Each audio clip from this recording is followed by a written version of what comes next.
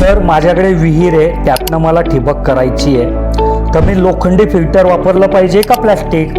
हे बघा, आता जे प्लॅस्टिक फिल्टर येतात ना, यात ISI फिल्टर उपलब्ध आहेत आणि जर तुम्ही लोखंडी ISI फिल्टर घ्यायला गेलं तर ते खूप महाग येतं. सोबत काय होतं, लोखंडी फिल्टर ISI असो का नॉन ISI असो, पाण्याच्या संपर्कात राहिल्यामुळे ते सडतं, गंजतं. तर होत असेल तोपर्यंत शेतकरी दादांनी प्लॅस्टिकचं फिल्टर निवडावं, ज्याची 2 वर्षाची गॅरंटी येते. पाण्यामुळे त्याला काहीही होत नाही, उन्हामुळे काहीही होत नाही. तुम्ही जर काही खतं, ॲसिड वगैरे सुद्धा दिले तर हे फिल्टर प्लॅस्टिकचं असल्यामुळे याला कुठल्याही प्रकारचं नुकसान होत नाही.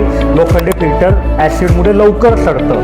तर आता ह्या नवीन जगामध्ये जसं अपडेट झालंय, तर तुम्ही प्लॅस्टिकचं फिल्टरच वापरलं पाहिजे. जसं या शेतकरी दादाच्या मनात काही प्रश्न होता, त्याचं उत्तर मी दिलं. तुमच्याही मनात काही प्रश्न असेल तुम्ही या व्हिडिओच्या कमेंटमध्ये विचारा, मी पुढच्या व्हिडिओमध्ये तुम्हाला त्याचं उत्तर देईल. आणि आता तुम्ही कोणतं फिल्टर तुमच्या शेतामध्ये वापरताय ठिबकसाठी हे मला कमेंटमध्ये सांगा, प्लॅस्टिकचं आहे का लोखंडाचं आहे. मी वाट बघतोय, जितक्या जास्ती कमेंट येतील तितकं मला बरं वाटेल.